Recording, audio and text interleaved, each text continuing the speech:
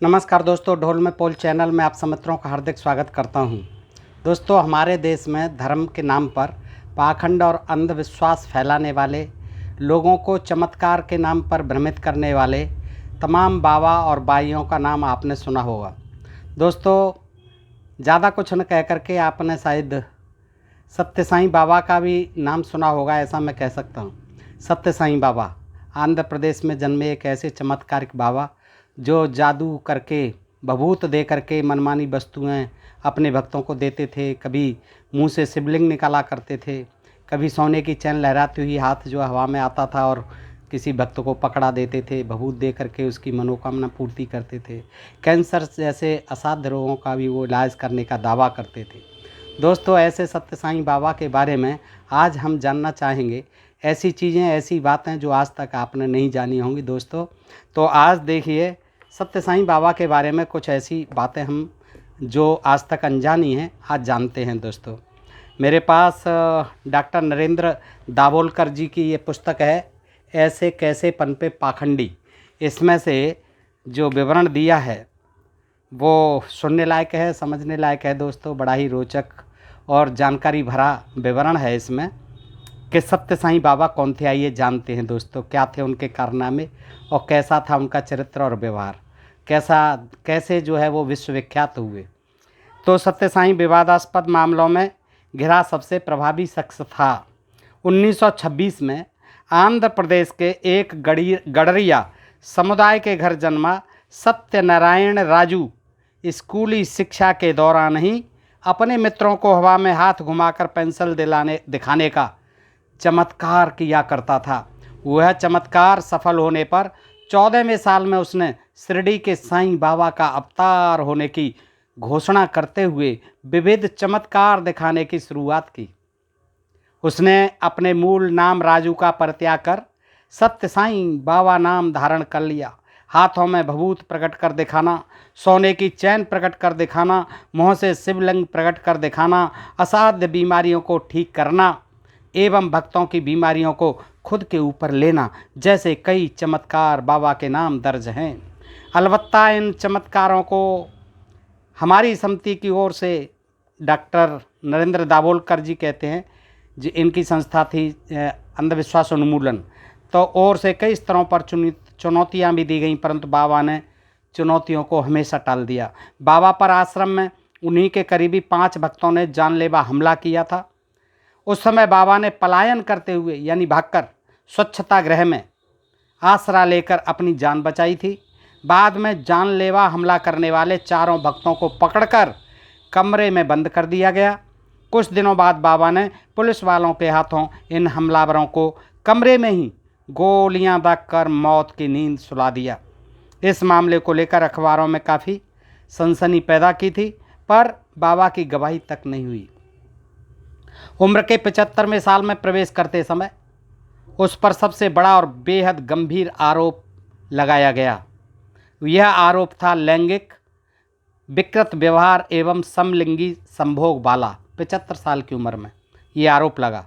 बाबा ने खुद की संस्था द्वारा संचालित स्कूल के छात्रों तथा अपने ही भक्तों के संग यह घिनौनी करतूत की थी। 20 साल तक दक्षिण अमेरिका के मध्य विभाग में साईं बाबा संगठन के प्रमुख रहे। जेफ युंग तथा उनकी पत्नी ने उनके अपने लड़के के संग सत्य साईं ने किस प्रकार लैंगिक दुराचार किया था, इसका खलबली मचाने वाला खुलासा किया था। भक्तों को कभी कभार ही दर्शन देने वाले सत्य साईं युग दंपत्ति के लड़के सैम से कई बार मिल चुका था। प्रत्येक भेंट में बाबा ने उसे चमत्कार करके कीमती कलाई की घड़ियाँ एवं अंगूठियाँ आदि दी थीं। सत्य साईं की दुर्व्यवहार वाली घिनौनी करतूत असहनीय होने पर सैम ने अपने माता पिता को सब कुछ बता दिया कि किस तरह बाबा उसे पुचकारता और उसका चुम्बन लिया करता था, किस तरह बाबा उसे मुख मैथुन के लिए मजबूर किया करता था और बाबा ने एक दिन कैसे उसके साथ बलात्कार का भी प्रयास किया था। डेविड वेले नामक बाबा के ही एक प्रसिद्ध डॉक्टर भक्त ने हाल ही में दी फाइंडिंग नामक ग्रंथ प्रकाशित कर साईं भक्तों में खलबली मचा दी थी। इस पुस्तक में शुरू में बाबा के भक्त रह चुके तथा बाबा से मोह भंग हुए लोगों के संग बाबा के विकृत व्यवहारों का जिक्र है। इस पुस्तक को पढ़कर बाबा के कई नए भक्त हमारा भी ऐसा ही अनुभव रहा है, ऐसा कहते हुए बाबा के विरोध में आगे आ रहे हैं। शिकागो निवासी हरि संपत नामक भारतीय संगणक अभियंता बाबा का भक्त है। बाबा के आश्रम में 1992 से 1995 के दौर में उसने सुरक्षा स्वयं सेवक के रूप में काम किया था। जब उसने बाबा के प्रति भक्तों की शिकायतों को सुना, तब मामले की गहराई में जाकर पड़ताल की, तब उसे उपरोक्त दुर्व्यवहार वाली सारी बातें सत्य हैं इसका विश्वास हुआ। संपत ने बाबा की लैंगिक विकृतियों को लोगों के सामने रखने का निश्चय किया। इंग्लैंड, कनाडा, अमेरिका, यूरोप एवं ऑस्ट्रेलिया में भी बाबा को लेकर इसी तरह का संशय व्यक्त करने वाले भक्तों तथा बाबा के विकृत लैंगिक अत्याचार के शिकार हुए पीड़ितों के अनुभवों को संकलित करके उसे प्रकाशित किया गया। उक्त गंभीर आरोपों के चलते पाश्चात्य देशों में बाबा के चरित्र पर जोरदार चर्चा शुरू हुई। नतीजा, बाबा के भक्तों की संख्या में तेजी से गिरावट आने लगी। ब्रिटेन में तो इस बात को लेकर लोगों का प्रबोधन कराया जाए, इसके लिए सरकार पर दबाव बढ़ने लगा। बाबा के समलैंगिक विकृति के अन्य दो किस्से कुछ इस प्रकार हैं। कानी लार्सन 21 साल बाबा का भक्त रहा। वह मूलतः स्वीडन निवासी है। उसने बाबा पर आरोप लगाया, उसी के शब्दों में डेली टेलीग्राफ के 20 अक्टूबर के अंक में छापा गया है। कानी कहता है, बाबा ने मुझे कई दफ़ा एकांत में भेंट हेतु बुलाया था। मेरी समस्याओं का समाधान होने में इस भेंट की मदद होगी, ऐसी मेरी अपेक्षा थी, क्योंकि मैं बाबा को देवता माना करता था। पर अनुभव कुछ और ही रहा। बाबा ने मेरे गुप्तांग को पकड़कर उस पर तेल मला और फिर मेरे लिंग को अपने मुँह में लेकर मुख मैथुन करते हुए आनंद की अनुभूति करने लगा। बाद में उसने मुझे भी इसी तरह करने के लिए कहा, लेकिन मैंने मना कर दिया। जर्मन का म्यूनिच निवासी जेम्स सेठी 10 सालों तक बाबा का भक्त रह चुका है। फोकस नामक पत्रिका में उसने बाबा पर लगाए आरोप प्रकाशित हुए हैं। जेम्स सेठी कहता है, बाबा के निजी कक्ष में प्रवेश करते ही बाबा ने कहा, आओ। फिर उन्होंने मेरे होठों को चूमा। मेरे विरोध करते ही बाबा दहाड़े, डरो मत, यह अनमोल अवसर न गंवाओ। इस अवसर के लिए कई भक्त महीनों बाट जो होते हैं। बाबा ने मुझसे पैंट खोलने को कहा और मेरी अंडरवियर में हाथ डालकर उसने मेरे लिंग को मसलना शुरू किया।